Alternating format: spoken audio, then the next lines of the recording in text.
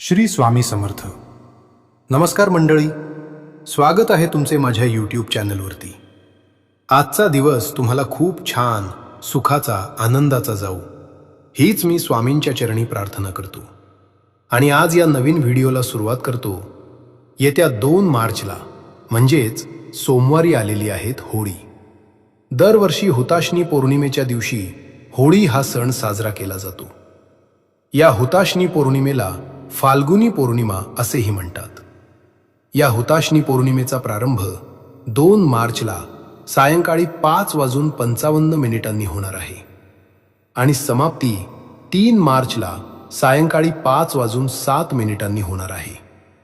होलिका दहन हे नेहमी पौर्णिमेच्या काळामध्येच केले जाते, म्हणून यंदा 2 मार्चला होलिका दहन हे केले जाणार आहे. हुताशनी पौर्णिमा म्हणजेच होळीचा दिवस हा आपल्यासाठी अत्यंत महत्त्वाचा असतो. या दिवशी बघा, आपण प्रत्येक जण होळी पेटवत असतो आणि त्या होळीची पूजा करत असतो. म्हणजेच या दिवशी आपण फक्त लाकूड जाळत नाही, तर आपल्या मनातील राग, द्वेष, मत्सर, अहंकार, नकारात्मक विचार आणि वाईट सवयी यांना त्या अग्नीत अर्पण करत असतो. होळीची ज्वाला ही केवळ बाह्य अग्नी नसते, तर ती आपल्या अंतर्मनातील शुद्धीकरणाची प्रक्रिया असते. आपण ज्यावेळी होळीभोवती प्रदक्षिणा घालतो, त्यावेळी आपण मनोमन संकल्प करायला हवा की आता पुढील वर्षभर आपण चांगले विचार करू, चांगली कर्मे करू आणि आपल्या घरात प्रेम, शांतता आणि समाधान यांचे वातावरण निर्माण करू. होळी हा सण वाईटावर चांगल्याच्या विजयाचा आहे. भक्त प्रल्हादाच्या अटळ भक्तीची आणि होलिकेच्या अहंकाराची कथा आपल्याला सांगते की ईश्वर भक्ती आणि सत्याचा मार्ग शेवटी विजय मिळवतो. म्हणूनच या दिवशी केलेला प्रत्येक शुभ संकल्प फार प्रभावी ठरतो. कारण पौर्णिमा ही स्वतःमध्ये पूर्णत्वाचे प्रतीक आहे. चंद्र पूर्ण तेजाने प्रकट होतो आणि त्या पूर्ण चंद्राच्या साक्षीने आपण जे काही करतो त्याचे परिणाम अधिक लवकर मिळतात असे शास्त्र सांगते. होळीचा दिवस हा माता लक्ष्मीशीही विशेषरित्या जोडलेला आहे. पौर्णिमा ही तिथी लक्ष्मीला प्रिय मानली जाते. त्यामुळे या दिवशी घरात काही शुभ वस्तू आणल्या तर त्या वर्षभर सकारात्मक ऊर्जा निर्माण करतात. अनेक वेळा आपण पाहतो की कितीही परिश्रम केले तरी घरात पैसा टिकत नाही. अनपेक्षित खर्च वाढतात, मानसिक ताण वाढतो किंवा घरात सतत काही ना काही वाद निर्माण होतात. अशा वेळी फक्त बाह्य प्रयत्न पुरेसे नसतात, तर घरातील ऊर्जा शुद्ध करणेही आवश्यक असते.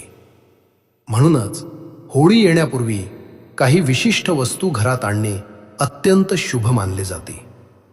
या वस्तू केवळ धातू किंवा सजावटीच्या वस्तू नसून त्या ऊर्जा आकर्षित करणारी माध्यमे मानली जातात. त्यापैकी सर्वप्रथम आहे चांदीचे नाणे. चांदी ही चंद्राशी संबंधित धातू आहे आणि चंद्र मनाचे प्रतीक आहे. जेव्हा आपण होळीच्या दिवशी चांदीचे नाणे खरेदी करून ते लाल किंवा पिवळ्या कापडात गुंडाळून हळद कुंकू लावून तिजोरीत ठेवतो, तेव्हा ते केवळ धनप्राप्तीचे प्रतीक राहत नाही, तर घरातील आर्थिक प्रवाह स्थिर ठेवण्याचे साधन बनते. श्रद्धेने ठेवलेले हे नाणे आपल्याला आर्थिक शिस्त आणि स्थैर्याची आठवण करून देते. यानंतर आहे पंचधातूचा स्वस्तिक. स्वस्तिक हे केवळ चिन्ह नसून शुभतेचे प्रतीक आहे. 4ही दिशांना सकारात्मक ऊर्जा पसरवणारे हे चिन्ह मुख्य दरवाजावर लावल्यास घरात येणाऱ्या प्रत्येक व्यक्तीबरोबर शुभ स्पंदनेही प्रवेश करतात असे मानले जाते. होळीच्या सकाळी घर स्वच्छ करून मुख्य प्रवेशद्वारावर पंचधातूचा स्वस्तिक लावल्यास घरात मांगल्य वाढते. वास्तुशास्त्रानुसार मुख्य दरवाजा हा ऊर्जा प्रवेशाचा मुख्य बिंदू असतो. तिथे लावलेले शुभचिन्ह संपूर्ण घराच्या वातावरणावर परिणाम करते. तिसरी वस्तू म्हणजे कासव. हिंदू धर्मात कासवाला स्थैर्य, दीर्घायुष्य आणि समृद्धीचे प्रतीक मानले जाते. भगवान विष्णूंच्या कूर्म अवताराशीही कासव जोडलेले आहे.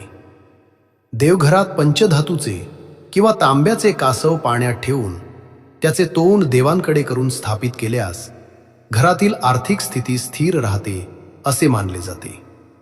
कासवाची गती मंद असली तरी तो कधीही मागे फिरत नाही, हा संदेश आपल्याला सातत्य आणि संयम शिकवतो. चौथी वस्तू म्हणजे कवड्यांचे तोरण. कवडी ही समुद्रातून उत्पन्न झालेली असल्याने ती लक्ष्मीशी संबंधित मानली जाते. मुख्य प्रवेशद्वारावर कवड्यांचे तोरण लावल्यास नकारात्मक ऊर्जा घरात प्रवेश करत नाही असे मानले जाते. तसेच हे तोरण घरातील वातावरण हलके, प्रसन्न आणि ऊर्जावान ठेवण्यास मदत करते. याशिवाय तुळशीचे रोप किंवा बांबूचे झाड घरात आणणेही अत्यंत शुभ मानले जाते. तुळस ही पवित्रता आणि शुद्धतेचे प्रतीक आहे. घराच्या अंगणात किंवा बाल्कनीत तुळस असल्यास वातावरण सात्विक राहते. बांबूचे रोप वाढीचे आणि प्रगतीचे प्रतीक मानले जाते. या सर्व वस्तूंचा खरा परिणाम श्रद्धा, विश्वास आणि सकारात्मक दृष्टिकोनावर अवलंबून असतो. केवळ वस्तू आणून ठेवणे पुरेसे नसते, तर त्यामागील भाव, कृतज्ञता आणि शुद्ध मनोभाव आवश्यक असतो. होळीच्या दिवशी या वस्तूंची पूजा करताना आपण मनोमन प्रार्थना करावी की आपल्या घरातील सर्व अडथळे दूर होवोत, सर्वांच्या आयुष्यात आनंद, आरोग्य आणि समृद्धी नांदो. वास्तुशास्त्र सांगते की घरात ऊर्जा प्रवाह संतुलित असला की जीवनातील अडचणी कमी होतात.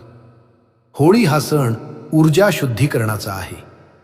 म्हणूनच होळीपूर्वी घर स्वच्छ ठेवणे, अनावश्यक वस्तू काढून टाकणे, राग द्वेष विसरणे आणि नवीन सुरुवात करण्याचा संकल्प करणे अत्यंत आवश्यक आहे.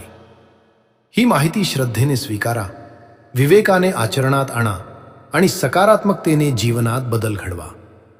व्हिडिओ तुम्हाला आवडला तर लाईक करा, चॅनलवरती नवीन असाल तर सबस्क्राईब करा आणि हा व्हिडिओ आपल्या मित्रपरिवारासोबत जास्तीत जास्त शेअर करा.